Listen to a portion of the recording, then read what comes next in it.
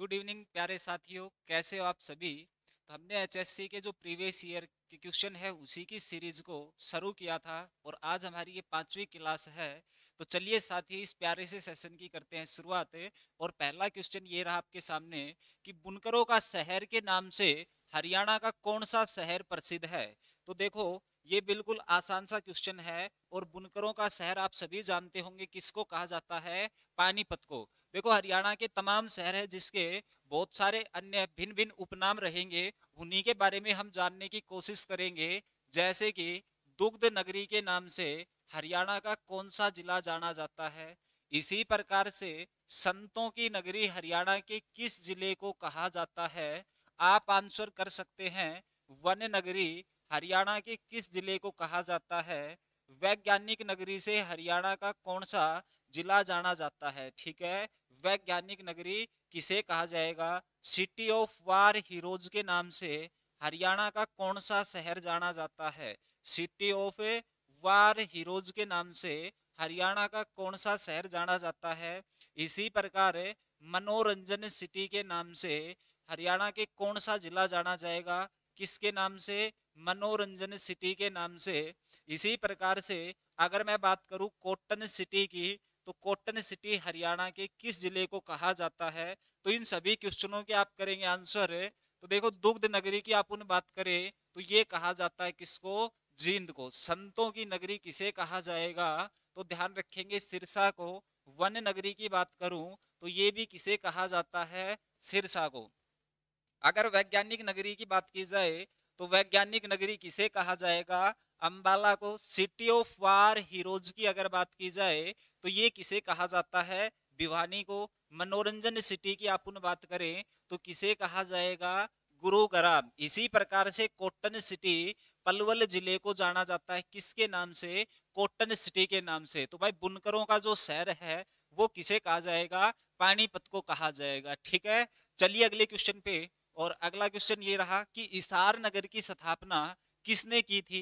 देखो, जो पीछे हमने 3-4 क्लास करवाई है उसमें खूब डिटेल से हमने बताया है इसके बारे में, तो आप वो पीछे की क्लास है उसको जाके देख सकते हैं। ठीक है, फिर भी हम देखेंगे भाई हिसार नगर की जो स्थापना है वो किसने की थी। तो उस व्यक्ति का नाम था फिरोज शाह तुगलक। ठीक है, तो ध्यान रखेंगे फिरोज शाह तुगलक ने क्या की थी, हिसार की स्थापना किस नाम से की गई थी। तो ध्यान रखेंगे फिरोजा ए या इसार ए फिरोजा। ठीक है, किस नाम से, इसार ए फिरोजा के नाम से इसकी की गई थी स्थापना, इसार ए फिरोजा।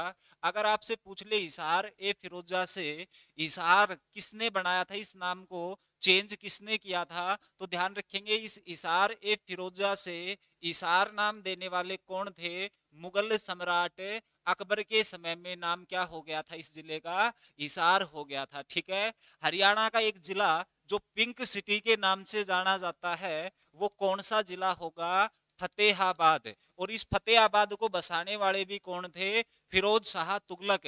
हरियाणा में 3 शहर बसाए थे, कौन कौन से, इसार, फतेहाबाद और हरनी खेड़ा।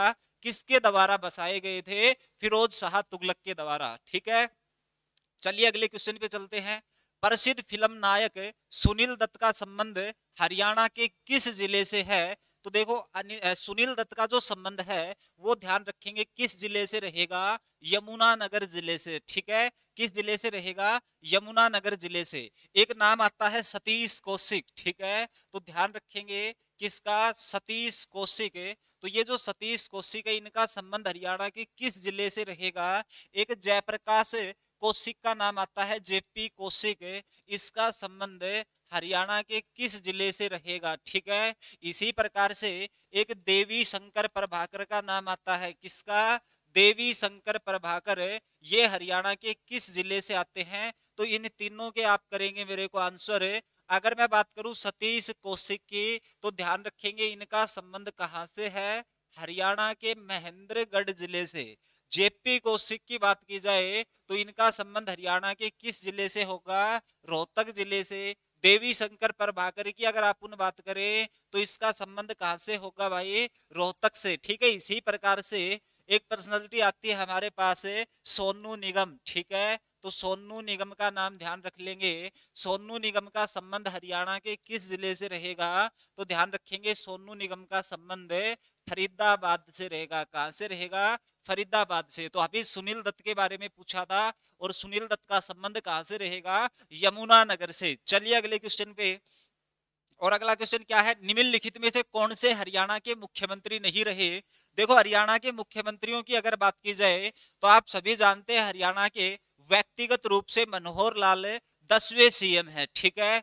अब बात आती है हरियाणा के सबसे पहले मनोनीत जो सीएम बने थे वो कौन बने थे। तो देखो सबसे पहले मनोनीत सीएम की अगर आप उन बात करें तो वो कौन थे, उनका नाम था बीडी शर्मा, ठीक है। कौन थे, बीडी शर्मा। ध्यान रखेंगे बीडी शर्मा का जन्म 1918 बेरी गांव झज्जर में हुआ था। हरियाणा के पहले क्या थे, ये मनोनीत सीएम थे। और इस लिस्ट में कितने नाम जुड़ते चले गए, 10 नाम जुड़ते चले गए। तो उन सभी के बारे में पता होना चाहिए। दूसरे कौन बने थे, दूसरे थे राव वीरेंद्र सिंह, ये भी हरियाणा के सीएम रहे हैं। उसके बाद बंसीलाल की अपन बात करें तो बंसीलाल भी क्या रहे हैं, हरियाणा के सीएम रहे हैं, ठीक है।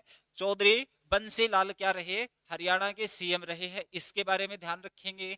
बंसीलाल के बाद आगे नाम आता है किसका, तो अगला नाम आता है बनारसी दास गुप्ता का, ठीक है। तो आप बनारसी दास गुप्ता का नाम ध्यान रखेंगे, ये भी हरियाणा में सीएम पद पे रहे हैं। उसके बाद भजन लाल, ठीक है, चौधरी भजन लाल जी भी हरियाणा के सीएम रहे हैं। उसके बाद आता है ताऊ देवीलाल, ठीक है, ताऊ देवीलाल। ताऊ देवीलाल के बाद 7वां सीएम हरियाणा का कौन होगा, तो वो ध्यान रखेंगे ओम प्रकाश चौटाला, ठीक है, ओम प्रकाश चौटाला। उसके बाद एक नाम आता है किसका, हुकुम सिंह का, ठीक है। तो हुकुम सिंह ये भी हरियाणा के क्या रहे हैं, सीएम रहे हैं। और उसके बाद मैं 9वें सीएम की बात करूं तो 9वां सीएम हरियाणा का कौन रहा है भाई, भूपेंद्र हुड्डा, ठीक है। और 10वें सीएम की अपन बात करें तो जो वर्तमान में है क्या नाम रहेगा, मनोहर लाल खट्टर, ठीक है, मनोहर लाल खट्टर हरियाणा के 10वें सीएम, ठीक है। तो ध्यान रखेंगे। अब देखो इनमें से कौन सा नाम नहीं है, भगवत दयाल शर्मा भी हमने पढ़ लिया, राव वीरेंद्र, बनारसी दास गुप्ता। तो इस क्वेश्चन का आंसर क्या हो जाएगा, जीडी तपासे, ठीक है। चलिए अगले क्वेश्चन पे। और अगला क्वेश्चन कह रहा है कि भिंडावास वन्य जीव अभ्यारण्य हरियाणा के किस जिले में रहेगा, ठीक है। किसके बारे में ध्यान रखना है, भिंडावास वन्य जीव अभ्यारण्य, तो ये कहाँ पे किस जिले में रहेगा, तो ध्यान रखेंगे ये रहेगा हमारा कौन से जिले में, झज्जर जिले में, ठीक है। तो इस क्वेश्चन का आंसर क्या हो जाएगा, झज्जर हो जाएगा, ठीक है, भिंडावास के लिए। अभी देखो अगर मैं बात करूं खप्परवास वन्य जीव अभ्यारण्य की, ठीक है, किसकी, खप्परवास वन्य जीव अभ्यारण्य, ये हरियाणा में कहां पे रहेगा, ठीक है। उसके बाद एक आता है नाहर वन्य जीव अभ्यारण्य, ठीक है, नाहर वन्य जीव अभ्यारण्य, ये हरियाणा में किस जिले में स्थित है, ये आप आंसर करेंगे। इसी प्रकार से एक आता है छिलछिला के नाम से, ठीक है। तो छिलछिला जो वन्य जीव अभ्यारण्य है ये कहां पे रहेगा।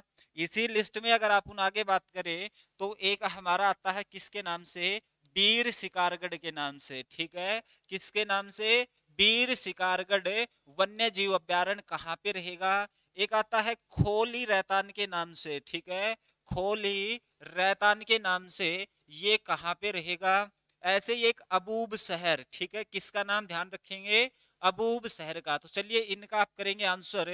देखो अगर खप्परवास की अपन बात करें तो खप्परवास वन्य जीव अभ्यारण्य है, ये हरियाणा में कहाँ पे रहेगा, झज्जर जिले में रहेगा। नाहर की बात करें तो ये कहाँ पे रहेगा, हरियाणा के रेवाड़ी डिस्ट्रिक्ट में रहेगा। छिलछिला की अपन बात करें तो ये कहाँ पे रहेगा, कुरुक्षेत्र में। बीर शिकारगढ़ की बात करूं मैं तो ये कहाँ पे रहेगा भाई, पंचकुला में, ठीक है, कहाँ पे रहेगा, पंचकुला में। खोली रैतान भी कहाँ पे है, तो ये भी है पंचकुला में। और अबूब शहर की अपन बात करें तो ये कहाँ पे रहेगा, सिरसा में रहेगा, ठीक है। एक और बचता है हमारा कलेश्वर के नाम से, ठीक है, किसके नाम से, कलेश्वर के नाम से। और कलेश्वर वन्य जीव अभ्यारण्य की अगर बात की जाए तो ये कहाँ पे पड़ेगा, ये रहेगा हमारा यमुनानगर में, ठीक है। तो ये सारे के सारे हमारे हरियाणा के क्या थे, वन्य जीव अभ्यारण्य। और क्वेश्चन में पूछा था भिंडावास के बारे में, तो आंसर क्या हो जाएगा, झज्जर। उसके बाद क्वेश्चन है हरियाणा के फरीदाबाद जिले में बहने वाली प्रमुख नदी कौन सी है। तो देखो फरीदाबाद में कौन सी नदी बहती है, सबसे प्रमुख नदी।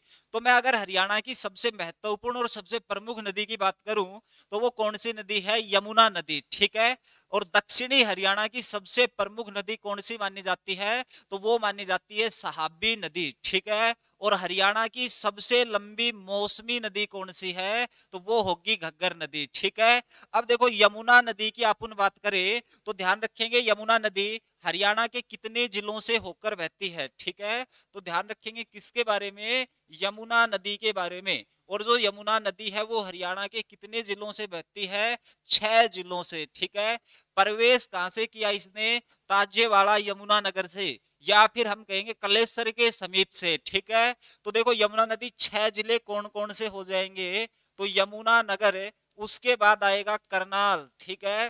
करनाल के बाद पानीपत का नाम ध्यान रखेंगे, सोनीपत के बारे में ध्यान रखेंगे। फिर ये नदी दिल्ली में प्रवेश कर जाती है। उसके बाद हरियाणा के फरीदाबाद जिले से और पानीपत के हसनपुर से होते हुए कहां पे प्रवेश कर जाती है, उत्तर प्रदेश में। तो ये 6 जिले हैं जिनसे नदी होकर गुजरती है, कौन कौन से, यमुनानगर, करनाल, पानीपत, सोनीपत, फरीदाबाद और पानीपत। तो फरीदाबाद जिले में बहने वाली हरियाणा की प्रमुख नदी कौन सी होगी, यमुना नदी होगी, ठीक है। सरस्वती नदी, सरस्वती नदी क्या है, ऋग वैदिक काल की सबसे पवित्र नदी है। और ये हरियाणा के किन किन जिलों में होकर बहती है, तो ध्यान रखेंगे एक तो जिला है हमारा अंबाला ना सॉरी एक तो जिला है हमारा यमुनानगर, ठीक है, यमुनानगर। और दूसरा कहां पे है, कुरुक्षेत्र। तो ध्यान रखेंगे यमुनानगर के आदि बद्री से प्रवेश करती है और कुरुक्षेत्र के पेहोवा से ये एग्जिट करती है, मारकंडा और टांगड़ी नदी का पानी उठा के कहां पे डालती है,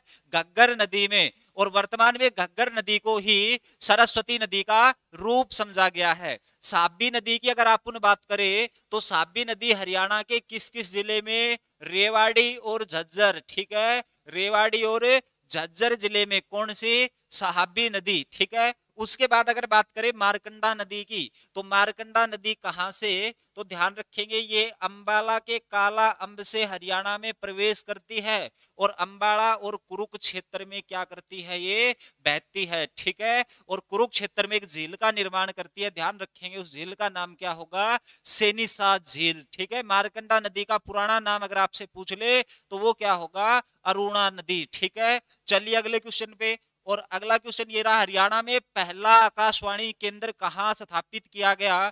तो सभी जानते होंगे हरियाणा में पहला आकाशवाणी केंद्र रोहतक में स्थापित हुआ था। और ध्यान रखेंगे हरियाणा में कुल कितने आकाशवाणी केंद्र रहेंगे, 3 रहेंगे, कौन कौन से, तो ध्यान रखेंगे एक रोहतक, दूसरा कहां पे, कुरुक्षेत्र, और तीसरा कहां पे होगा, हिसार में होगा, ठीक है। अब देखो रोहतक की अपन बात करें तो ये रोहतक की स्थापना कब हुई थी, 1976। कुरुक्षेत्र की स्थापना कब हुई थी, 1991। और हिसार वाले की कब हुई थी, 1999, ठीक है, 1999। और हरियाणा में एकमात्र दूरदर्शन केंद्र है, वो कहां पे रहेगा, हिसार में रहेगा। उसकी स्थापना कब हुई थी, 2002 में। तो ये भी ध्यान रख लेंगे कि हरियाणा में एकमात्र क्या रहेगा, दूरदर्शन केंद्र, ठीक है। हरियाणा में एकमात्र क्या रहेगा, तो ध्यान रखेंगे दूरदर्शन केंद्र, जो कहां पे रहेगा, तो ये हमारा हिसार में रहेगा। स्थापना कब हुई थी, स्थापना जी 2002 में हुई थी। उद्घाटन किसने किया था, तो तत्कालीन सूचना और प्रसारण मंत्री सुषमा स्वराज के द्वारा इसका क्या किया गया था, उद्घाटन किया गया था। चलिए अगले क्वेश्चन पे। और अगला क्वेश्चन है, central institute for research on buffaloes कहां पे स्थित है। तो देखो CIRB की अपन बात करें तो बफेलो केंद्रीय भैंस अनुसंधान केंद्र हमारा कहां पे रहेगा, तो ये हिसार में रहेगा। इससे संबंधित 2 क्वेश्चन जो बड़े कंफ्यूज करते हैं, क्या क्या, एक आता है राष्ट्रीय पशु अनुवांशिक संस्थान, कौन सा, राष्ट्रीय पशु अनुवांशिक संस्थान, राष्ट्रीय पशु अनुवांशिक संस्थान, ये हरियाणा में किस स्थान पे है और इसकी स्थापना कब हुई थी। और दूसरा आता है हमारा क्या, राष्ट्रीय पशु अनुवांशिक ब्यूरो। ठीक है, तो ये दोनों क्वेश्चन बड़े महत्वपूर्ण हैं और ये कई बार पेपर में पूछे गए हैं डेट से। अब देखो ये दोनों संस्थान और ब्यूरो की आप उन्हें बात करें तो ये कहाँ पे रहेगा, करनाल में। ये ब्यूरो भी कहाँ पे रहेगा, करनाल में। अब बात आती है इसकी स्थापना की। अगर राष्ट्रीय पशु अनुवांशिक संस्थान की मैं बात करूं तो इसकी स्थापना 1984 और इसकी स्थापना कब हुई थी, 1985। 84 और 85 ध्यान रखेंगे। ठीक है, चलिए अगले क्वेश्चन पे।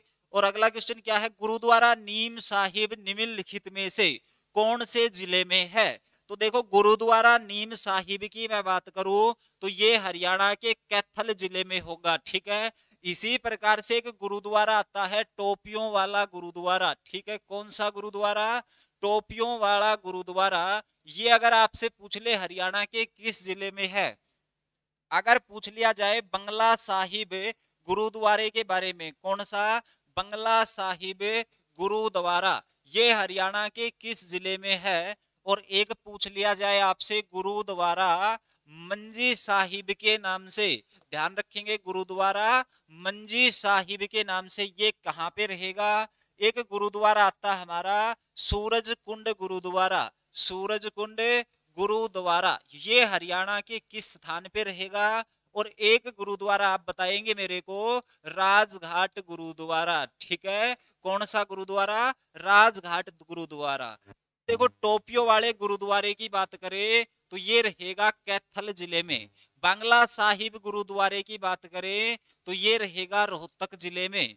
गुरुद्वारा मंजी साहिब की बात करें तो यहाँ पे आप लाखन माजरा रोहतक का नाम ध्यान रखेंगे। ठीक है, उसके बाद अगर सूरजकुंड गुरुद्वारे की बात करें तो ये कहाँ पे रहेगा हमारा, अंबाला जिले में। और राजघाट गुरुद्वारा कहाँ पे रहेगा, कुरुक्षेत्र में। ठीक है, तो इस प्रकार से आप पढ़ते जाएंगे मेरे साथ, जो हरियाणा जीके है वो आपकी बहुत बेहतरीन हो जाएगी। क्योंकि आप सभी को पता है कि जो हरियाणा सीईटी का एग्जाम होना है उसमें 25% हरियाणा जीके कंपलसरी पूछी जाएगी। ठीक है, तो वहां से एक भी नंबर आपका कटना नहीं चाहिए। और इन क्वेश्चनों की आप इसी प्रकार से अगर प्रैक्टिस करेंगे, इसी प्रकार से जिस प्रकार से मैं आपको पढ़ाने की कोशिश कर रहा हूं, तो मैं आपसे वादा करता हूं कि आपको हरियाणा जीके बिल्कुल रट जाएगी। ठीक है, तो चलिए टोपियों वाला गुरुद्वारा कहाँ पे बताया, कैथल में। बंगला साहिब गुरुद्वारा रोहतक में। गुरुद्वारा मंजी साहिब कहाँ पे बताया,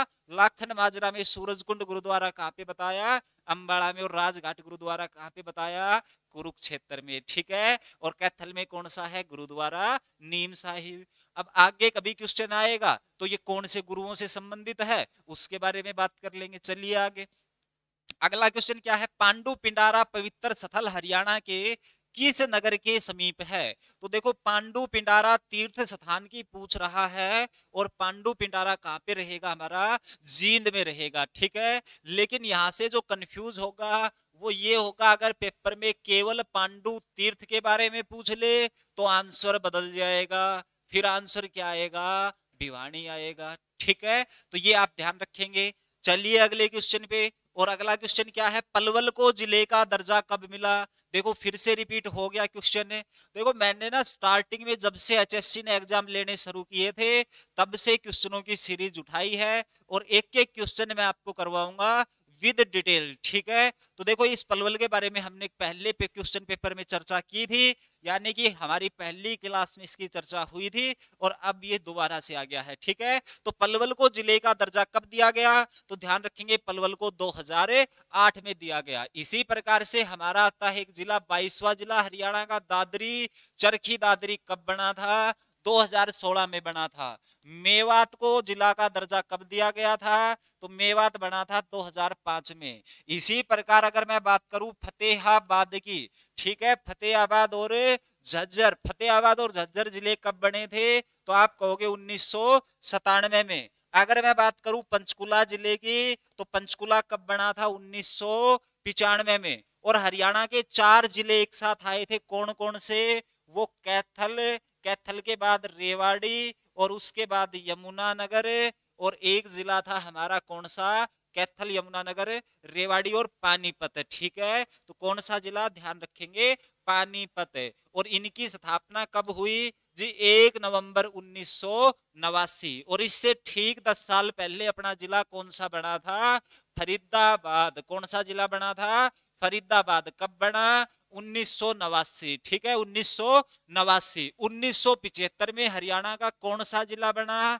तो उस जिले का नाम था सिरसा। और 1973 में हरियाणा का कौन सा जिला बना? तो उसका नाम था कुरुक्षेत्र। और हरियाणा के दो जिले कौन कौन से? एक तो सोनीपत और एक भिवानी। कब बनाए गए थे? ये बनाए गए थे 1972 में। कब बनाए गए? 1972 में। ठीक है, तो इस प्रकार से आप ध्यान रखेंगे। पलवल को जिले का जो दर्जा मिला है वो 2008 को मिला है।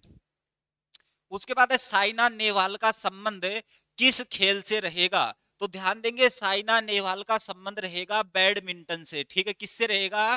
बैडमिंटन से। तो एक नाम आता है हरियाणा की गोल्डन गर्ल, जिसका नाम रहेगा ममता खरब। ठीक है, ममता खरब। तो ये जो ममता खरब है, इनका संबंध किस खेल से है?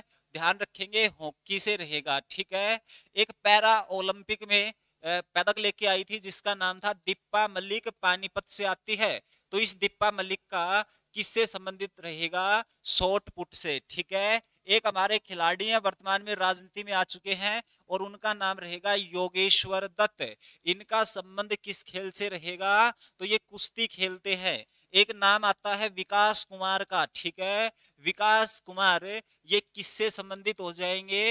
ये भिवानी से आते हैं, बॉक्सिंग से संबंधित हो जाएंगे। एक नाम आता है विजेंद्र सिंह का। ठीक है, कौन? विजेंद्र सिंह। और विजेंद्र सिंह किससे संबंधित है? बॉक्सिंग से। एक नाम आता है रोहतक की है, ये अनुराधा बेनीवाल। अनुराधा बेनीवाल। ठीक है, इसकी एक कविता फेमस हुई थी, आजादी के ब्रांड। और ये कहां से संबंधित? रोहतक से। और ये क्या खेलती है? तो ध्यान रहेंगे, ये शतरंज खेलती है। और हरियाणा का एक ऐसा खिलाड़ी जिसने दो दो खेलों में अपना अंतरराष्ट्रीय प्रतिनिधित्व किया है भारत का, वो कौन रहेंगे? यजुवेंद्र चहल, जो कि जींद जिले से आते हैं। अभी साइना नेहवाल के बारे में पूछा था, ये बैडमिंटन के प्लेयर रहेंगे। उसके बाद चंडीगढ़ का वास्तुकार ली कार्बूजियर किस देश का था? तो ध्यान रखेंगे, ली कार्बूजियर चंडीगढ़ का जो वास्तुकार था वो फ्रांस का था। ठीक है, एक आता है अपना कैक्टस गार्डन। ठीक है, अगर आपसे पूछ लिया जाए कैक्टस गार्डन हरियाणा के किस जिले में स्थित है? तो ध्यान रखेंगे कौन से जिले में स्थित होगा? पंचकुला में। और कैक्टस गार्डन के अगर कभी आपसे वास्तुकार पूछ लिए जाए तो वो हमारे कार्बूजियर ना होके जे ए सरकारिया होंगे। तो सरकारिया का नाम ध्यान रखेंगे, जे सरकारिया, जो कैक्टस गार्डन के क्या होंगे? वास्तुकार होंगे। ठीक है, चलिए। उसके बाद प्रदेश का थानेसर नामक स्थान किस प्रसिद्ध राजा की राजधानी होती थी? तो ध्यान रखेंगे, ये हर्षवर्धन की राजधानी होती थी। कौन सी? थानेश्वर। ठीक है, तो ये आपको ध्यान रखेंगे। हर्षवर्धन ने कब से लेके कब तक शासन किया था? 606 से लेके 647 ईस्वी तक का हर्षवर्धन का शासनकाल रहा है। ठीक है, उसके बाद अगला क्वेश्चन, 2011 की जनगणना के अनुसार हरियाणा के किस जिले में महिलाओं की जनसंख्या अधिक है? महिलाओं की जनसंख्या, लिंगानुपात की बात कर रहा है कि भाई जो लिंगानुपात है ना, वो सबसे अधिक किस जिले का है? ठीक है, किस जिले का है 2011 की जनगणना के अनुसार? ठीक है, लिंगानुपात। तो सबसे कम तो आपको पता ही है कहां पे है, तो वो रहेगा हमारा गुरुग्राम में। ठीक है, लिंगानुपात में सबसे अग्रणी जिला कौन सा है? वो रहेगा कौन सा? मेवात जिला रहेगा। और यहाँ पे महिलाओं की संख्या अधिक कहां पे? भिवानी में हो जाएगी। चलिए अगले क्वेश्चन पे, क्षेत्रफल के अनुसार हरियाणा का सबसे बड़ा जिला कौन सा है क्षेत्रफल की दृष्टि से? तो ध्यान रखेंगे, अगर आज की बात करें तो भिवानी से चरखी दादरी को अलग निकाल दिया गया, और वर्तमान में क्षेत्रफल की दृष्टि से हरियाणा का सबसे बड़ा जिला सिरसा रहेगा 4277 के साथ है। ठीक है, सिरसा क्या है? सबसे बड़ा है। कितना क्षेत्रफल है? 4277। अगर मैं बात करूं हिसार जिले की, तो हिसार जिला दूसरा बड़ा जिला हरियाणा का 3983 के साथ है। अगर मैं बात करूं भिवानी की, तो भिवानी तीसरे नंबर पे चला गया 3283 के साथ। ठीक है, तो ये टॉप 3 बड़े जिले हैं हरियाणा के क्षेत्रफल के हिसाब से, लेकिन इस ऑप्शन के हिसाब से आंसर क्या आ जाएगा? भिवानी। ठीक है, उसके बाद 30 जुलाई 1919 को गांधी जी की गिरफ्तारी कहां से हुई थी? तो देखो गांधी जी सर्वप्रथम कहां से गिरफ्तार हुए? तो देखो गांधी जी की हरियाणा में ही नहीं बल्कि भारत में जो प्रथम गिरफ्तारी थी, हरियाणा में ही नहीं बल्कि भारत में प्रथम गिरफ्तारी किसकी? तो वो महात्मा गांधी जी की। और ये कहां से हुई थी? तो ध्यान रखेंगे ये 10 अप्रैल 1919। कब हुई थी?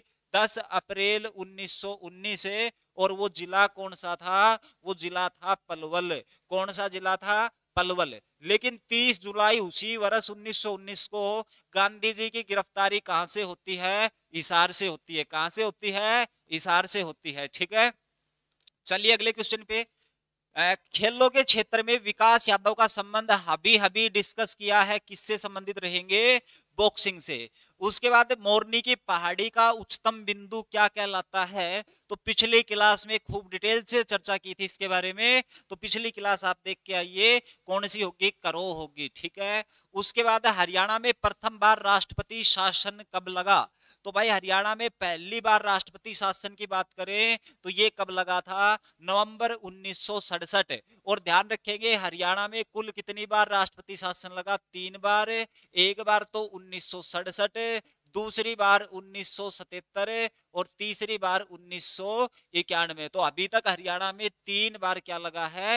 राष्ट्रपति शासन लगा है। ठीक है, उसके बाद अगला क्वेश्चन, निम्न में सभी काव्य से संबंधित है शिवाय, मतलब ये कह रहा है सारा काव्य से संबंधित से एक व्यक्ति काव्य से संबंधित कौन नहीं, और वो कौन है? राजा राम शास्त्री। ठीक है, राजा राम शास्त्री। तो इसके बारे में आप ध्यान रखेंगे।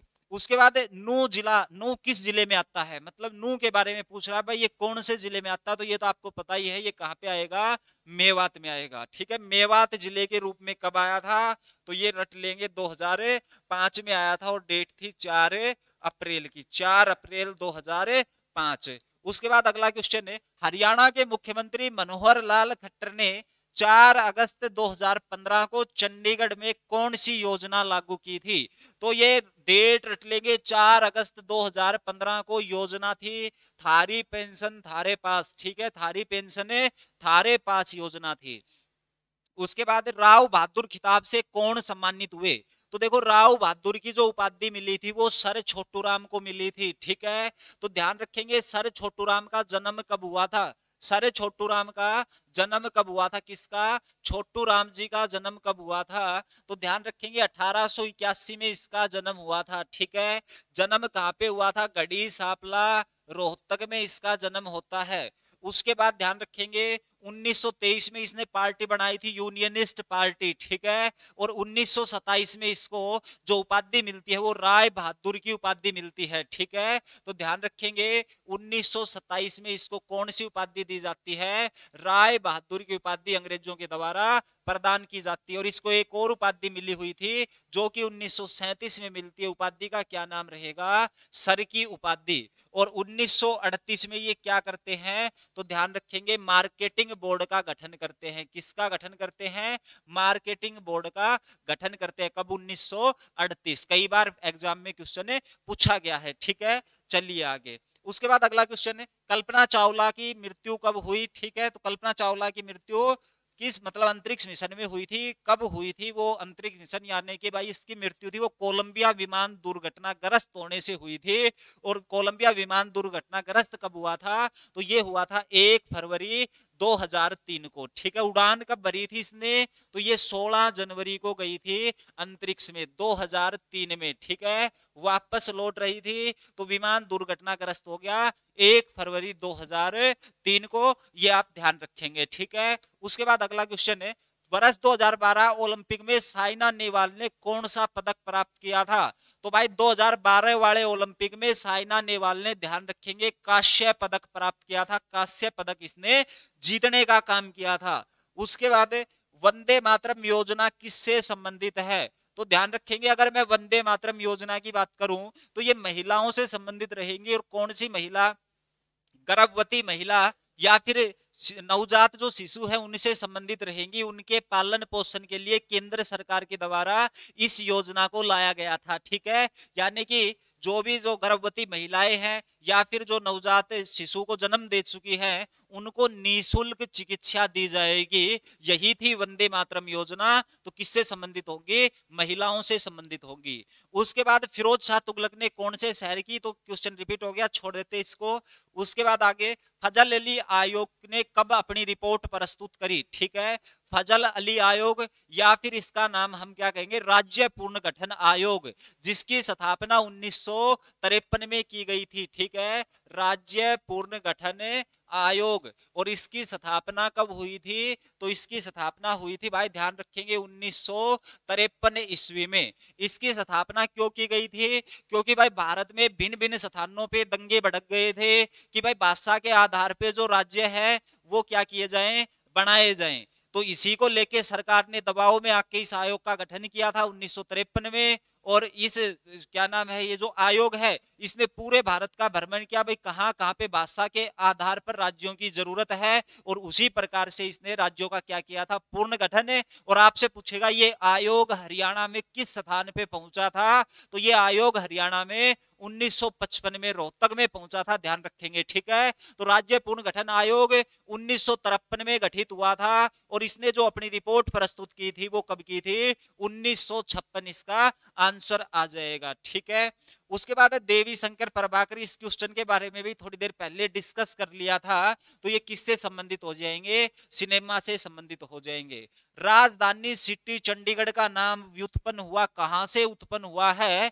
तो भाई ये हुआ है चंडी मंदिर से। ठीक है, चंडी मंदिर कहां पे रहेगा? ये चंडी मंदिर है, ये हमारा चंडीगढ़ में रहेगा। ठीक है ना, पंचकुला चंडीगढ़। ठीक है, तो यहीं से हमारा जो चंडीगढ़ है उसका नाम डेवलप हुआ है। और ध्यान रखेंगे ये वो मंदिर है जो कि हमारे 51 शक्तिपीठों में शामिल है। ठीक है, पंचकुला में स्थित है, 51 शक्तिपीठ में क्या रहेगा, ये शामिल रहेगा। ठीक है, तो ये ध्यान रखेंगे, चंडी मंदिर कहां पे रहेगा? पंचकुला। और 51 जो शक्तिपीठ हैं उन्हीं में क्या है, ये शामिल है। ठीक है, 51 शक्तिपीठ में हरियाणा का एक और मंदिर शामिल है, वो कौन सा है? वो है, क्या नाम है, भद्रकाली मंदिर। ठीक है, भद्रकाली मंदिर कहाँ का? कुरुक्षेत्र का। समझ गए? तो भाई आज की क्लास में इतने ही क्वेश्चन रखेंगे। ठीक है, उम्मीद करता हूं आपको क्लास पसंद आई होगी। अगर आपको क्लास हमारी पसंद आई है तो हमारे चैनल को सब्सक्राइब करें और लाइक करें और ज्यादा से ज्यादा शेयर करें। धन्यवाद, जय हिंद, मिलते हैं अगली क्लास में।